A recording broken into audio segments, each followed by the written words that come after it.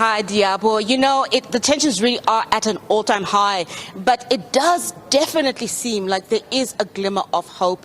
The students seem really willing to come to the table and speak to management, and management also seems to be willing to speak to the students. Where the disconnect is between the two is quite confusing at the moment. But to give us reaction from management side and to really talk to the issues that were raised by the students to ensure that we have a concrete way forward before the end of this day for both university and the students. I've got with me Shirona Patel, spokesperson for Wits. Shirona, thank you so much for speaking to me. We're standing here in Solomon House because we don't want to incite any further violence, because we're hoping to get a resolution from the university, but it's been a very difficult few days for you. Oh, absolutely.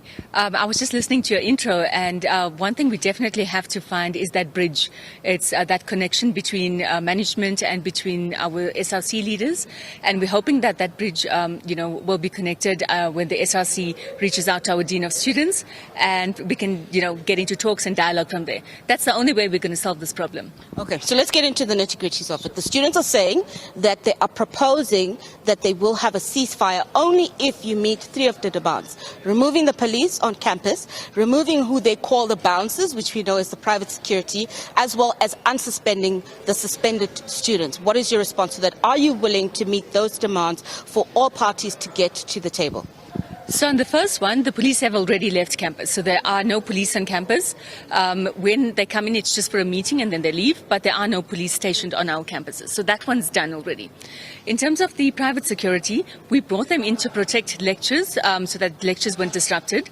We brought them in to protect property so that property is not damaged and so that people are not intimidated. Also, our gates need to remain open so that people can go in and out. So if the students de-escalate and they can commit that none of that will happen, then the private security can disappear. We can tone it down and it will be commensurate with the risk. So we only bring them in when we think there's a risk. On the last one is the one... Before we get to the last one, let's go back a little bit to the security thing. So the deputy president now of the SRC, Khamkhela Mabe, said that they have shown a willingness to de-escalate the situation by not having gone on a protest from yesterday evening. So they're saying that that shows an extent to move forward. It doesn't quite seem, I'm a little bit confused as to why we haven't gotten to that point right now where the security has been removed and we're all having a sit down here at Solomon House and having those conversations. So this is, for example, the first that we're hearing about it. What they do need to do is engage with the Dean of Students and say, this is our position. We're doing a 24-hour ceasefire. We won't be taking any action. Because of this, for the next 24 hours, you can, do away with the private security, whatever it is. But they need to engage with the Dean of Students. So this is the first time we're hearing it. They can't speak through the media. The media can be a conduit in some instances, but in this instance, they need to speak directly to the Dean of Student Affairs. Fair enough. Now, Wits University has been known as, this is really the cradlestone of movement with the higher education sector. Where we're standing right now, Solomon House is, it's such an amazing place that we're standing at, where we saw the movements from 2015, 2016, the real start of the Fees Must Fall movement. And we know that Wits has always had an open policy with the students. And Wits has been very, very reluctant to suspend students, and they only do so as a last resort. You've been criticized now for suspending the SRC president and suspending 5 other students within the space of a week of it happening. Take me through the rationale behind that. Sure. So firstly, we don't suspend students for protesting or for protesting peacefully. In fact, we would support that. So when Wits itself comes out of a history of protest, like you said, so we have no issues with that.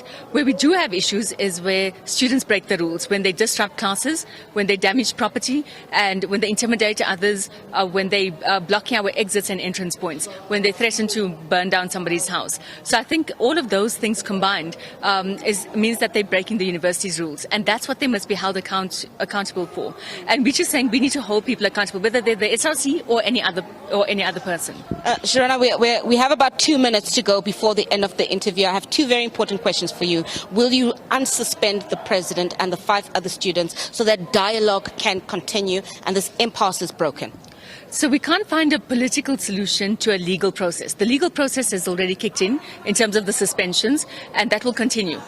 They will be allowed to make their representations in different ways, in different fora. So the disciplinary process will give them an opportunity to agree with or to deny the allegations, etc. So all of that will happen, but the process has to take its course. Can you not suspend the legal process? Yes, it is in motion, but surely, as the people who have initiated it, can you not suspend it and put a temporary halt on it up until you find each other?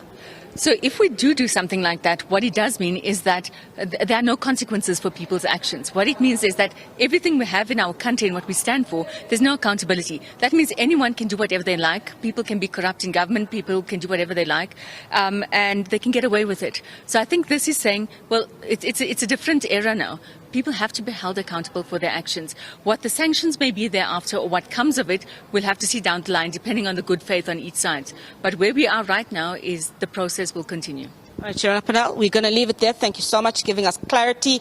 Very, very important, Diabo, what she is saying. Shirona is saying that the SRC needs to get in contact with the Dean of Students so that they can get the ball rolling. The 3 demands that were set out by the SRC, that the police be removed, the private security be removed, and the suspending of the suspended students. She says 2 of those points have been dealt with, but they're willing to de-escalate further and remove the private security, and they are willing to talk around the issue of the suspended students only if the SRC and the students come to the party and discuss with the Dean of Students. So it is crunch time here. This is the make or break moment of whether or not the protests will continue, or whether the university students and the universities will finally meet in the middle and find a way to break the impasse that is currently standing. Diabo.